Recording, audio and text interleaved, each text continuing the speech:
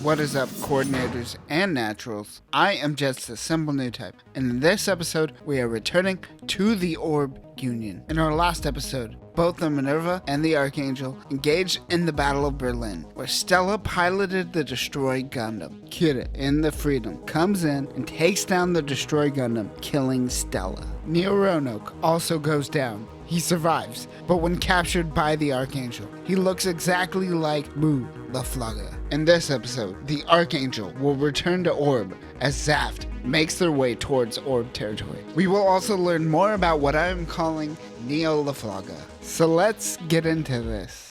Shinn gives Stella a somewhat proper burial. He is upset with himself that he couldn't protect her. Shinn engages with a simulation of the Freedom based off the data that it collected. Athrun seems to be confused about what side of the war he signed up for. Shinn and Ray try to remind him. Shinn is on a mission to get revenge on Freedom for the death of Stella.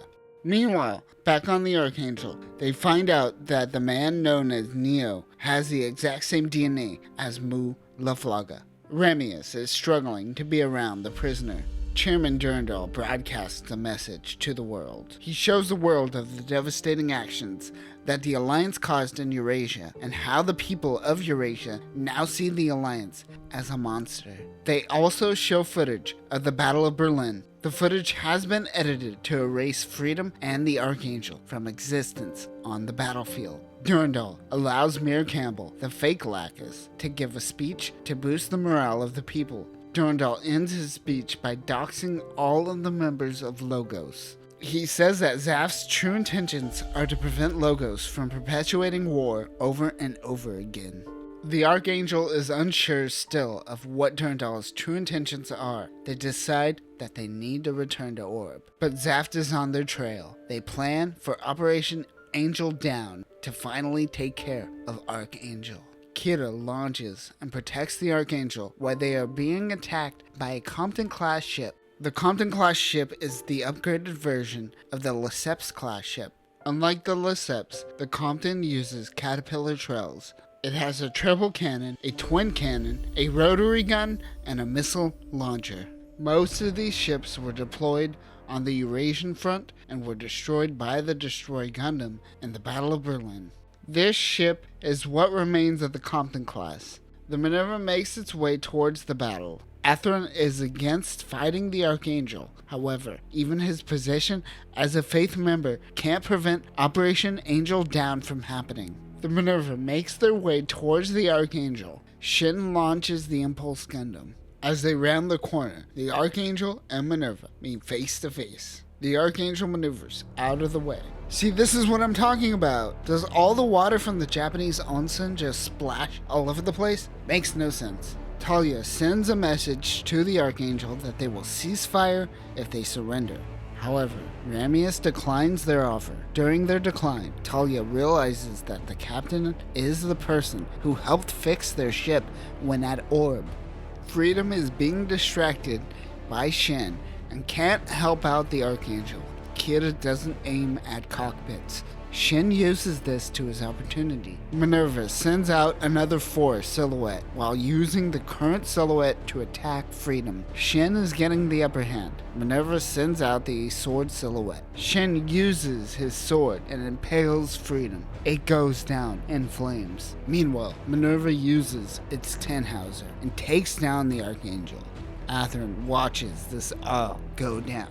The Archangel detaches from a part of its own hull and detonates it, making it seem like they blew up. Meanwhile, Cagalli in the Strike Rouge goes out and picks up the remains of Kira's cockpit. Everyone congratulates Shinn on his victory. Shinn and Athrun get in a fight. Ray stands up for Shinn and calls Athrun a bitch this time. Everyone visits Kira in the medbay. They wonder what they will do with Neo LaFlaga. Minerva makes its way back to Gibraltar. Shinn and Athrun meet with Durandal. He shows the two pilots the top-of-the-line mobile suits, the Destiny and Legend.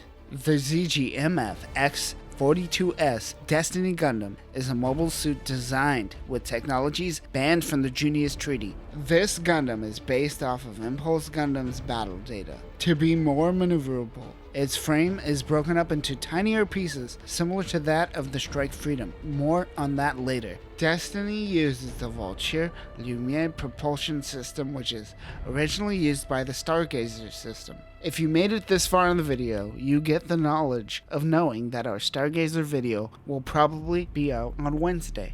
The one on Destiny's wings is a combat variant that uses internal laser instead of solar winds or external power beam, and convert its energy into a strong light pressure, which then uses thrust. The system generates a light effect known as wings of light when activated for high-speed movements. It also enables the creation of after images when used alongside the Mirage colloid system. Lots of illegal tech being used here. The ZGMF-X20A Legend Gundam is the evolution of the Providence Gundam and inherits its Dragoon system. Durandal is gifting these two units to Athrun and Shinn, but Athrun's heart seems to be no longer in it. This is technically the third stage mobile suit development plan, where Abyss, Chaos Impulse, and Savior were a part of the second stage. Both Legend and Destiny have the Hyper Deuterium engine, which utilizes the Deuterium beam energy transfer system. Minerva and Zaft are gathering at Gibraltar and planning an attack on Heaven's Base, the Alliance's closest base from Gibraltar. Durandal meets with Ray. Mira Campbell is there as well.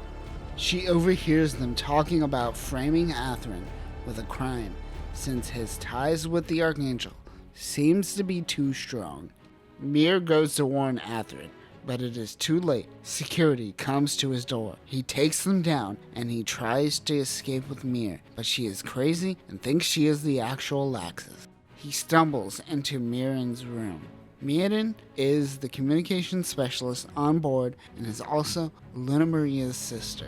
Maiden helps Athrun escape. She hacks into the base and sets off the alarm as a decoy. They head towards the hangar and try to steal the goof ignited.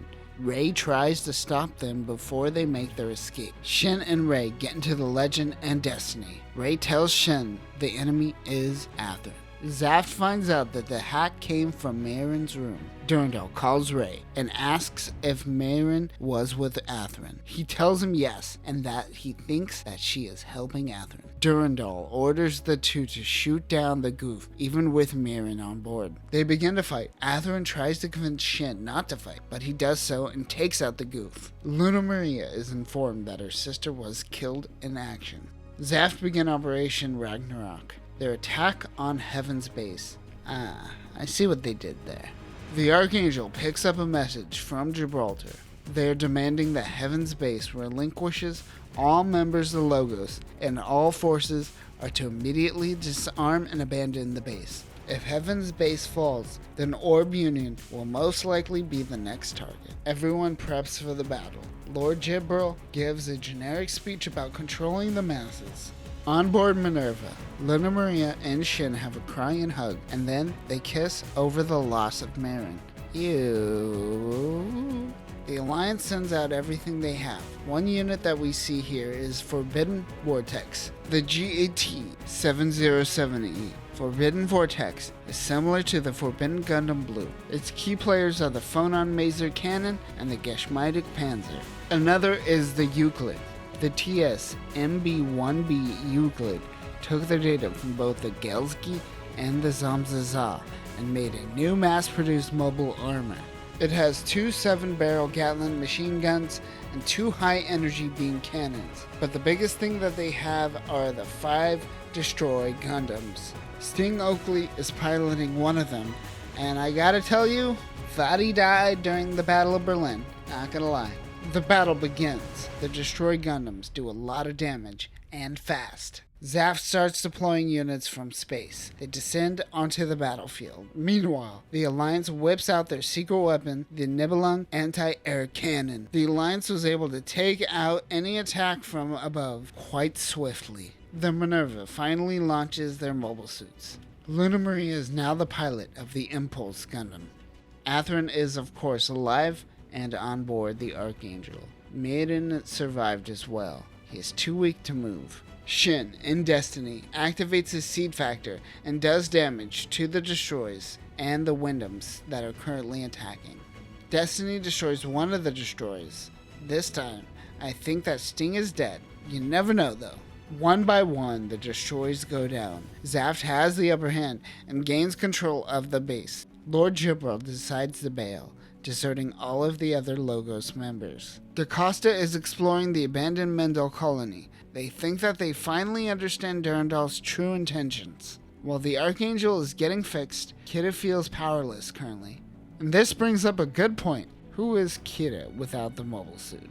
He never really did have a Spider-Man moment, did he? Cagalli makes sure she hits her one note in the series while comforting Athrun. In space, Lacus and the Klein faction run into some notes regarding the Destiny plan, but they are spotted by a recon Jinn. They decide to take off since they have been spotted. They will try to send the data that they got on the Destiny plan to Kira on Earth. The Eternal is equipped with the Dom Trooper. The ZGMF-X20A Dom Trooper is piloted by the Klein faction and created by them along with Terminal. If you were wondering how does Lacus create all these mobile suits, it's all thanks to Terminal. The Dom Trooper also can use the wizard system just like the Zaku.